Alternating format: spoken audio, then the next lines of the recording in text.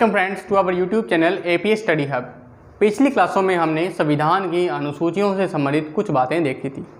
इस वाली क्लास में हम एक नए चैप्टर के साथ शुरुआत करने वाले हैं और आज का हमारा जो चैप्टर होगा वो पूरा का पूरा प्रस्तावना के ऊपर डिपेंड रहेगा। तो आज के हमारे चैप्टर की शुरुआत करने मैं वाला हूँ प्रस्तावना के संबंध में। तो हम हेडिंग लगा लेते हैं हमारे संविधान की प्रस्तावना को लेकर। क्लियर? प्रस्तावना है क्या, क्या इसकी परिभाषा है, इन सब के बारे में जो है हम थोड़ी बहुत बात कर लेंगे। देखो, प्रस्तावना होती क्या है, किसी भी बुक के जो ऑथर हैं, जो राइटर हैं, वो उस बुक के माध्यम से जो रीडर्स हैं उनको क्या प्रोवाइड करने की कोशिश कर रहा है, उन सब बातों के इर्द गिर्द जो है ये प्रस्तावना घूमती है किसी भी बुक की। इसी प्रकार हमारी एक बुक है जिसको हम संविधान के नाम से पुकार रहे हैं नॉर्मली, और उस बुक में भी एक प्रस्तावना को लिखा गया है। क्लियर यहाँ तक? और वो सारी बातें जो उस बुक के अंदर है कि उस बुक के माध्यम से हमारे देश के लोगों को, हमारे देश के जनमानस को क्या क्या प्रोवाइड किया जा रहा है हमारे संविधान के माध्यम से, उस सब का कच्चा चिट्ठा, उस सब का सार जो है वो आपको कहाँ मिलेगा? प्रस्तावना में ही मिलेगा मित्रों। क्लियर यहाँ तक? चलिए, तो सबसे पहले बात कर लेते हैं हम इसके थोड़े से हिस्टोरिकल बैकग्राउंड की। इसकी शुरुआत कहाँ से? तो मित्रों याद कीजिए, थोड़े समय पहले हमने बात की थी संविधान सभा को लेकर। तो मैंने आपको बताया था कि संविधान सभा की जो पहली कार्यवाही है वो शुरू हुई थी 13 दिसंबर 1946 को। ध्यान से सुनना, प्रस्तावना की कार्यवाही जो है वो 13 दिसंबर वर्ष 1946 को प्रारंभ हुई थी और इस दिन संविधान सभा में पहला प्रस्ताव जो है वो पेश किया गया था और संविधान का पहला प्रस्ताव पेश किया गया था पंडित जवाहरलाल नेहरू के द्वारा। क्लियर? और इस जवाहरलाल नेहरू के द्वारा जो प्रस्ताव पेश किया गया था उस प्रस्ताव का नाम था उद्देशिका प्रस्ताव। ये सारी बातें हम पिछले क्लासेस में पढ़ चुके हैं और अगर आपने वो क्लासेस नहीं देखी है तो प्लीज़ जाकर के पहले वो क्लासेस देखिए, फिर यहाँ ये सब बातें आपने देखनी है, तब चीज़ें आपको ज़्यादा बेटर तरीके से क्लियर होंगी। चलिए, तो उस उद्देशिका प्रस्ताव को पेश किया जवाहरलाल नेहरू ने, जिस पर संविधान के सदस्यों ने जो है वो काफ़ी सहमति या मशक्क़त के बाद जो है वो उसे पास कर दिया और उसे पास करने की जो तारीख बताई जाती है वो है 22 जनवरी वर्ष 1947। 22 जनवरी 1947 को उस उद्देशिका प्रस्ताव को संविधान सभा के सदस्यों ने पास कर दिया और वही उद्देशिका प्रस्ताव पारित होने के पश्चात बना हमारे संविधान की प्रस्तावना। तो ये भी आपने याद रखना है, इस प्रस्तावना के ऊपर आज हम बात करने वाले हैं। तो ये था इसका हल्का सा छोटा सा बैकग्राउंड। क्लियर? चलिए अब आगे बात कर लेते हैं। आगे हम बात कर लेते हैं कि कुछ संविधान विशेषज्ञ या कुछ राजनेता थे जिन्होंने संविधान के संबंध में या प्रस्तावना के संबंध में जो है वो अपने कुछ वक्तव्य, कुछ स्टेटमेंट जो है वो दी है और उन पर अच्छा खासा प्रश्न जो है वो बन जाता है। जैसे एक प्रश्न आता है कि किस व्यक्ति के द्वारा, किस राजनेता के द्वारा जो है वो प्रस्तावना को संविधान की आत्मा की संज्ञा दी है। तो ध्यान से सुनना, हम बात करने वाले हैं संविधान की आत्मा, कि संविधान की आत्मा की संज्ञा जो है वो किसके द्वारा दी गई है। एक प्रश्न हमारा यहाँ से बनता है। एक प्रश्न ये बनता है कि किस व्यक्ति के द्वारा जो है वो संविधान की प्रस्तावना को राजनीतिक जन्म कुंडली, पॉलिटिकल हॉरोस्कोप की संज्ञा दी है। एक प्रश्न हमारा यहाँ से बनता है और अगर आपको ये दोनों ही आंसर पता हो तो प्लीज़ कमेंट बॉक्स में अपना आंसर ज़रूर देना, और अगर नहीं भी पता तब भी आप चेक कर लेना, क्योंकि यहाँ से प्रश्न आते हैं और किन किन व्यक्तियों के द्वारा क्या क्या स्टेटमेंट दी गई थी ये आपने नोट कर लेना अपनी नोटबुक में जहाँ भी आप रखें। हम यहाँ से बातें जो हैं वो स्किप कर देंगे। चलिए अब आगे बात करते हैं प्रस्तावना को लेकर में। तो सबसे पहली बात कि आपको हमारे संविधान की प्रस्तावना तो कम से कम याद होनी चाहिए, और कुछ याद हो ना हो, हमारे संविधान की प्रस्तावना तो अवश्य रूप से जो है वो आपको याद होनी चाहिए। तो चलिए शुरुआत करते हैं, आप और मैं मिलकर जो है वो प्रस्तावना को याद करने या लिखने की कोशिश करते हैं। तो प्रस्तावना के शुरुआती जो शब्द हैं वो कुछ इस प्रकार के हैं कि हम भारत के लोग, भारत को हम भारत के लोग भारत को एक संपूर्ण प्रभुत्व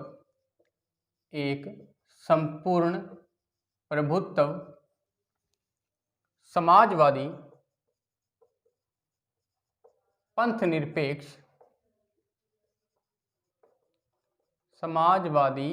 निरपेक्ष लोकतंत्रात्मक या लोकतांत्रिक गणराज्य बनाने के लिए, पहली लाइन कुछ इस प्रकार से, गणराज्य बनाने के लिए तथा उसके समस्त नागरिकों को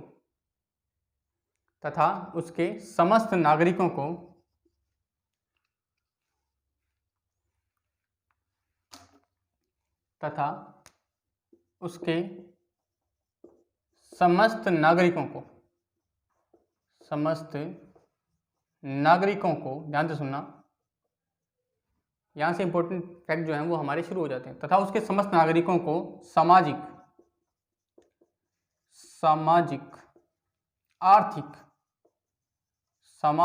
आर्थिक व राजनीतिक न्याय तथा विचार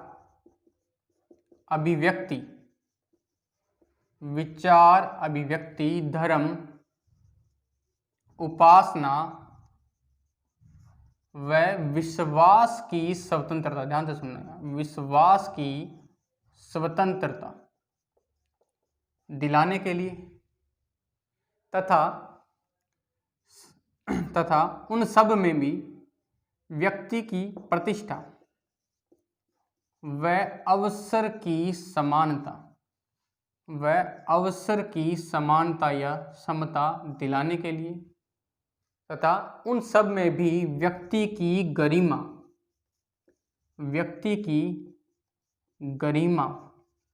व राष्ट्र की एकता तथा अखंडता सुनिश्चित करने वाली बंधुता बढ़ाने के लिए आज दृढ़ संकल्प होकर, कुछ इस प्रकार की स्टेटमेंट है, दृढ़ संकल्प होकर अपनी इस संविधान सभा में दिनांक 26 नवंबर 1949 को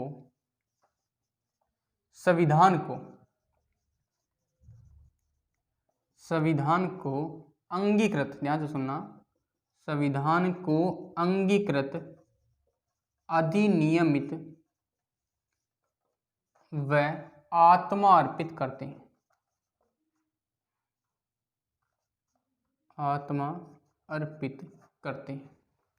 तो कुछ इस प्रकार से हमारी प्रस्तावना जो है वो लिखी हुई है मित्रों। ठीक है, मैंने काट छाट के लिख दी, आप इसको जो है वो लिख लेना आराम से।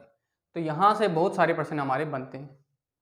क्लियर। सबसे पहला जो प्रश्न है वो हमारा यहाँ से यही बनता है कि प्रस्तावना में भारत शब्द का प्रयोग कितनी बार किया गया है। अब हमें प्रस्तावना हमने कभी पढ़ी ही नहीं, कभी याद ही नहीं की, तो हमें कैसे पता कि भारत शब्द का प्रयोग हुआ भी है या नहीं हुआ, और अगर हुआ भी है तो कितनी बार हुआ है। पहला प्रश्न ये सिंपल सा बन भी सकता है और मेरे ख्याल से ना भी बने। दूसरा जो प्रश्न है वो बनता है कि प्रस्तावना में कुल कितने प्रकार के न्याय का उल्लेख है।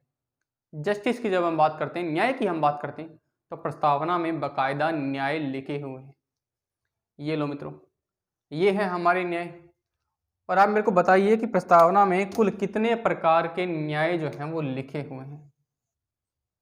तो हम कहेंगे 3 प्रकार के। पहला सामाजिक न्याय, दूसरा आर्थिक न्याय और तीसरा है राजनीतिक न्याय। ये 3 प्रकार के न्याय का उल्लेख भारतीय संविधान की प्रस्तावना में वर्णित है। क्लियर। इन पर डीपली डिस्कस करेंगे। सेकंड बात आती है मित्रों स्वतंत्रता की, फ्रीडम्स की। पहला जो प्रश्न बनता है हमारा वो यहीं से बनता है कि भारतीय संविधान में स्वतंत्रता का उल्लेख कहाँ है, स्वतंत्रताओं का उल्लेख कहाँ है। ऑप्शन ए मौलिक अधिकारों, ऑप्शन बी प्रस्तावना में, ऑप्शन सी दोनों में ही और ऑप्शन डी दोनों में ही नहीं। इस प्रकार का अगर मैं आपसे प्रश्न पूछूं तो आप आंसर क्या दोगे? क्या मौलिक अधिकार आंसर होगा या प्रस्तावना या फिर दोनों ही? तो मित्रों इसका एग्जैक्ट आंसर आएगा दोनों ही, है ना। ज़्यादातर स्टूडेंट जो हैं वो इसको मौलिक अधिकारों के कॉन्सेप्ट के साथ जोड़ेंगे, क्योंकि उन्हें लगेगा कि स्वतंत्रता का अधिकार हमारा मौलिक अधिकार है और कहीं ना कहीं ये बातें जो हैं वो वहीं जाके टिक जाएंगी। लेकिन ऐसा नहीं है, प्रस्तावना में भी फ्रीडम्स का उल्लेख है, और एक नहीं, दो नहीं, तीन नहीं, पूरी 5 प्रकार की फ्रीडम्स है मित्रों। कौन कौन सी वो देख लो। सबसे पहली फ्रीडम है विचार, ये प्रश्न एज इट इज आ जाएंगे आपके। दूसरे प्रकार की फ्रीडम है अभिव्यक्ति। तीसरे प्रकार की फ्रीडम है धर्म। चौथे प्रकार की फ्रीडम है उपासना। और 5वें प्रकार की फ्रीडम है विश्वास की। ये 5 प्रकार की स्वतंत्रताएं हैं, इनको हम बात करेंगे इन पर भी कि किस प्रकार से। सेकंड, नेक्स्ट हम बात कर लेते हैं हमारी समानता के ऊपर, इक्वलिटी के ऊपर, समता। तो समानताओं का उल्लेख मौलिक अधिकारों में भी है और प्रस्तावना में भी। हमारा समानता का मौलिक अधिकार है आर्टिकल 14 से 18 तक, और समानता प्रस्तावना में भी उल्लेखित है। अब बात करें यहाँ कितने प्रकार की समानताएं हैं, तो मित्रों 2 प्रकार की है। पहली अवसर की समानता और दूसरी है प्रतिष्ठा की समानता। चाहे कोई गरीब हो अमीर हो, है ना, किसी भी जात पात, किसी भी रिलीजन का, किसी भी कास्ट से संबंधित हो, प्रतिष्ठा में वो दोनों समान होंगे, कानून की नज़र में सब समान होगा, इस प्रकार की। क्लियर? चलिए फिर उसके बाद करते हैं राष्ट्र की एकता, अखंडता और व्यक्ति की गरिमा। ये सब क्या है मित्रों? ये सब है हमारी बंधुता। और फिर भारतीय संविधान को कब अंगीकृत, अधिनियमित व आत्मार्पित किया गया? तो वो तारीख यहाँ दे रखी है मित्रों, 26 नवंबर 1949।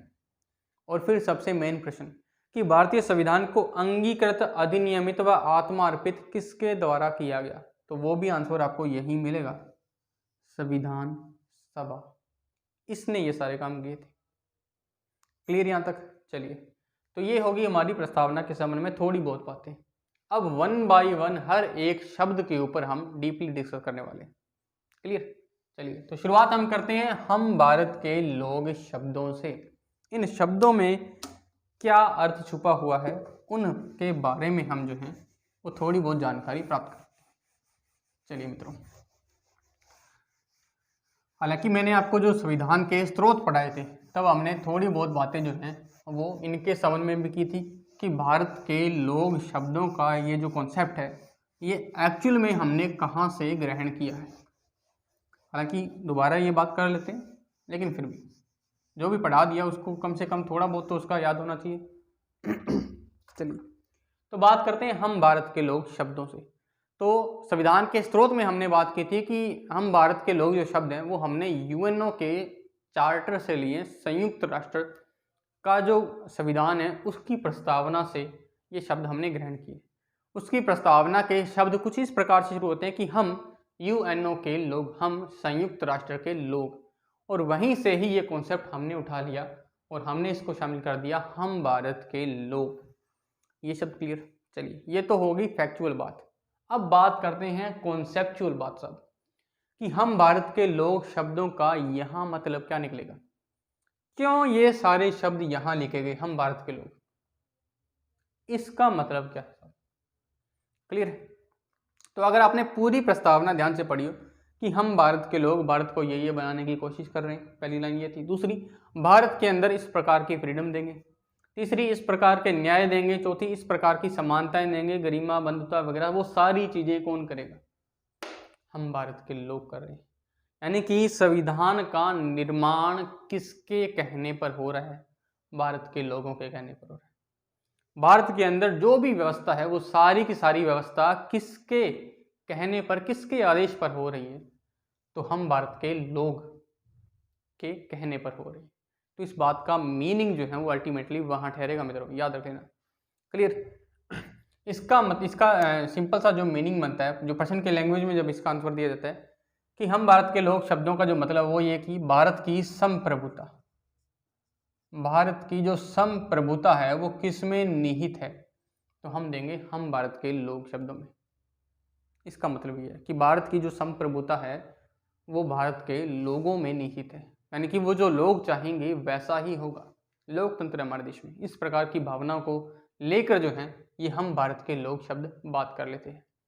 पहली बात क्लियर यहाँ तक। चलिए आगे फिर हमने बात की थी, हम भारत के लोग भारत को एक संपूर्ण प्रभुत्व संपन्न, फिर हमारा अगला शब्द है संपूर्ण प्रभुत्व संपन्न। इस शब्द को लेकर जो है वो हम थोड़ी बहुत बात कर लेते हैं कि संपूर्ण प्रभुत्व संपन्न शब्द से क्या तात्पर्य है।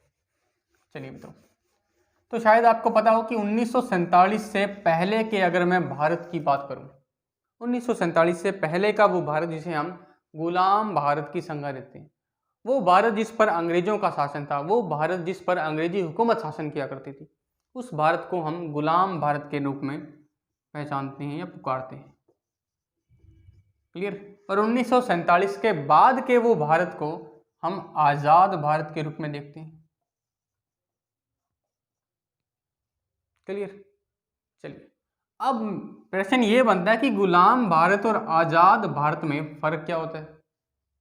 क्या आज भी हम पूरी तरह से आजाद हैं, या क्या आज भी हम गुलामी के उस दौर से गुजर रहे हैं? क्या हम मेंटली जो है वो किसी न किसी के गुलाम होते नहीं जा रहे? कुछ ऐसी अंतर कथाएं जो है वो आप देखते रहिए। लेकिन फिर भी जब बात करेंगे कॉन्सेप्चुअल बात, जब बात करेंगे कि पॉलिटी में इन बातों का, इन शब्दों का क्या अर्थ है, तो वो देख लीजिए। गुलाम भारत या किसी भी देश को गुलाम कहने से हमारा तात्पर्य ये है कि उस देश के अंदर, ध्यान से सुनना, उस देश के अंदर जितनी भी नीतियां हैं जो उन लोगों पर लागू होनी है, जितने भी कानून जो उन लोगों पर लागू होने, वो कानून, वो नीतियां वो देश नहीं बनाएगा, वो देश नहीं बनाएगा। और दूसरी तरफ वो देश किसी दूसरे देश के साथ किस प्रकार के संबंध रखेगा, युद्ध करे, मित्रता करे, लड़ाई करे, झगड़ा करे, उस बात पर भी कंट्रोल उस देश का नहीं होगा। यानी कि किसी देश की आंतरिक और बाह्य दोनों ही नीतियां पर कंट्रोल उस देश का खुद का नहीं है, किसी दूसरे देश का है मित्रों। तब ऐसी कंडीशन में हम दे देते हैं कि वह जो देश है वो किसी दूसरे देश का गुलाम है। और वही अगर हम आजाद भारत की बात करें तो इसका ऑपोजिट आ जाएगा कि ऐसा देश जो अपनी आंतरिक नीतियों, ध्यान से सुनना, अपनी आंतरिक नीतियों और अपने देश के बाहर की बाह्य नीतियों दोनों को ही अपनी स्वेच्छा से क्रियान्वित कर पाए, ऐसा देश कहलाता है आजाद देश। और इसी आजाद देश को हम एक विशेष नाम से पुकार रहे हैं, संपूर्ण प्रभुत्व संपन्न देश। क्लियर। अब प्रश्न ये बनता है कि भारत संपूर्ण प्रभुत्व संपन्न कब हुआ? 15 अगस्त 1946 को, या 26 नवंबर 1949 को, या 26 जनवरी 1950 को? तो ये है मित्रों सोचने लायक प्रश्न, सोचिएगा इसको, और अगर आपको सही आंसर मिले तो इसका आंसर जरूर देना। चलिए, संपूर्ण प्रभुत्व संपन्न की हमने बात कर ली। अब हम हमारे नेक्स्ट जो कॉन्सेप्ट है, जो वर्ड है, उस पर हम बात कर लेते हैं। और हमारा अगला जो शब्द है उस पर हम बात करने वाले हैं। तो हम भारत के लोग भारत को एक संपूर्ण प्रभुत्व संपन्न समाजवादी, तो हमारा अगला जो शब्द है वो है समाजवादी। उस शब्द पर हम बात कर लेते हैं, समाजवादी।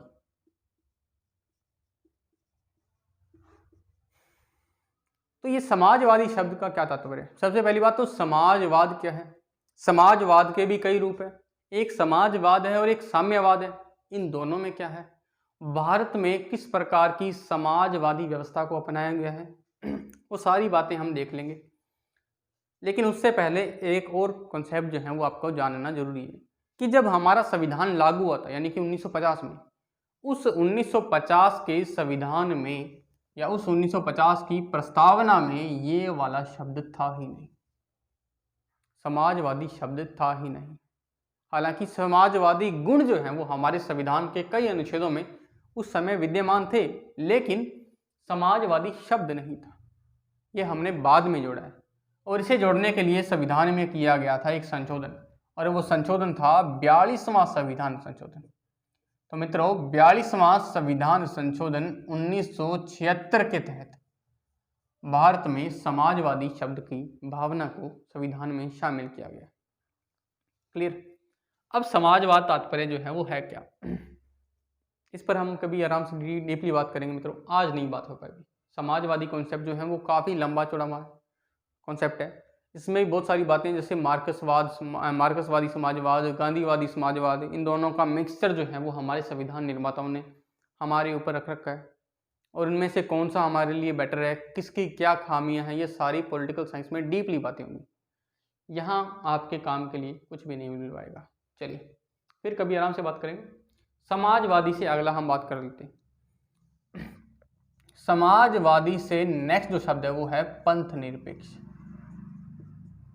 पंथ निरपेक्ष शब्द, और कई जगह जो है वो आपको इसी के स्थान पर एक और शब्द देखने को मिल जाएगा, वो है धर्म निरपेक्ष शब्द।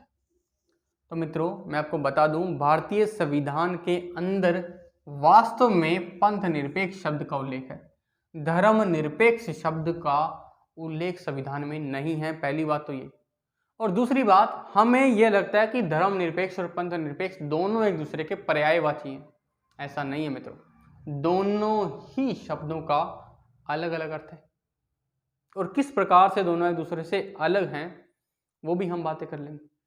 लेकिन थोड़ी सी बात उससे पहले जो जाननी जरूरी है वो देख लेते हैं कि पंथ निरपेक्ष जो शब्द है ये भी हमारे संविधान में, हमारे मूल संविधान में शामिल नहीं था, इसे हमने बाद में जोड़ा है, और इसे जोड़ने के लिए किया गया था संविधान संशोधन, वो था 42वां संविधान संशोधन 1976 के तहत ही हमने पंथ निरपेक्ष शब्द को जोड़ा है।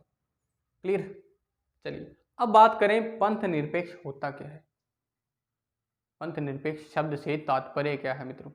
तो ध्यान से सुनना, किसी भी देश की अगर मैं बात करूं, पहले मैं देश की बात कर लेता हूं, फिर मैं इन दोनों का कॉन्सेप्ट बता दूंगा।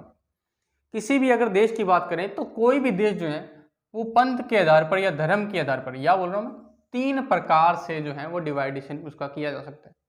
धर्म पर आधारित देशों के अंतर्गत हम 3 प्रकार के देशों में उनको विभाजित कर सकते हैं। सबसे पहले प्रकार का जो देश है वो है सैद्धांतिक देश। ध्यान से सुनना मित्रों, सैद्धांतिक देश। दूसरे प्रकार का जो देश है वो है नास्तिक देश, नास्तिक देश। और तीसरे प्रकार का जो देश है वो है पंथ निरपेक्ष देश, पंथ निरपेक्ष देश, या इसी को ही हम एक और रूप में मान्यता दे सकते हैं, वो है धर्म निरपेक्ष।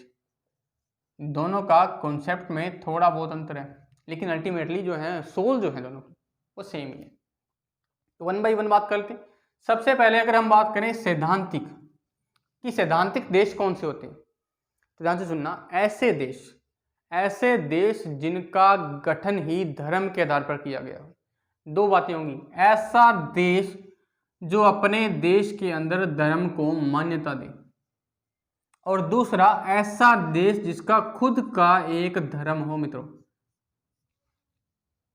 जो धर्म में, जो धार्मिक भावना में विश्वास भी करता हो, और उस देश का गठन भी धर्म के आधार पर ही हुआ हो। जैसे पाकिस्तान, ईरान, इराक, ये सारे देश कैसे हैं, आपको सैद्धांतिक देश मिलेंगे मित्रों।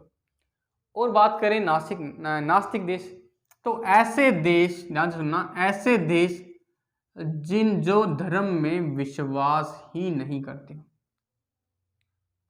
न तो वो विश्वास करे और न ही उनका कोई राज धर्म हो, न ही उस देश का निर्माण धर्म के आधार पर किया गया। ऐसे देश नास्तिक देश कहलाते हैं।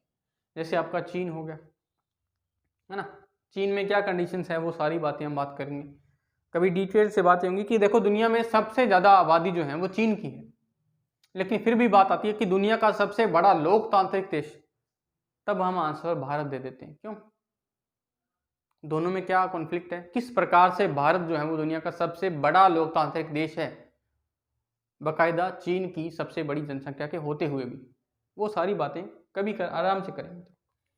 क्लियर। लेकिन आज आगे की बात करते हैं। तो पंथ निरपेक्ष देश क्या होता है, तो ध्यान से सुनना, पंथ निरपेक्ष देश जो है वो इन दोनों के बीच का कॉन्सेप्ट है। ऐसा देश जो धर्म में तो विश्वास करता है, जो धर्म को मान्यता देता है, लेकिन उस देश का खुद का कोई भी धर्म नहीं है। मित्रों ध्यान से सुनना, ऐसा देश जिसका खुद का कोई धर्म नहीं है लेकिन वो धर्म में विश्वास रखता है।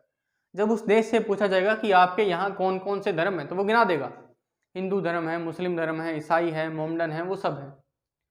लेकिन अब जब उस देश से पूछा जाएगा कि आपका राज धर्म क्या है तो वो कहेगा जी मेरा कोई राज धर्म नहीं है। ऐसा देश कहलाएगा पंथ निरपेक्ष देश। और भारत क्या है जी? पंथ निरपेक्ष देश है। क्लियर? चलिए ये कॉन्सेप्ट हुआ क्लियर।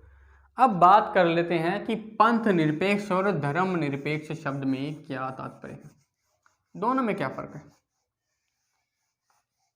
तो निरपेक्ष शब्द का तात्पर्य तो मेरे ख्याल से आप समझते ही हैं।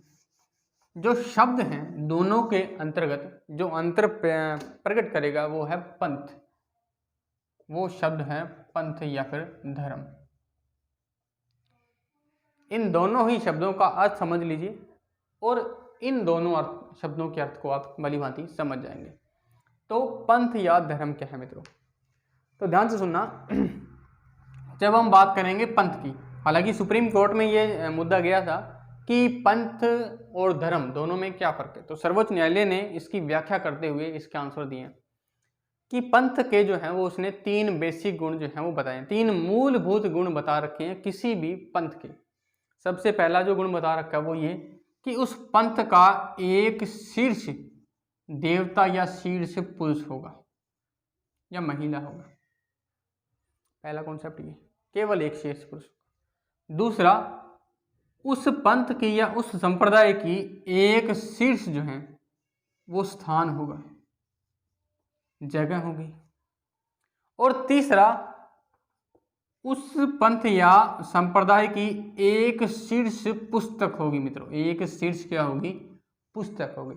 इन 3 बातों को मिलाकर एक ऐसे संगठन का गठन किया जाएगा जिसका नाम होगा मित्रों पंथ।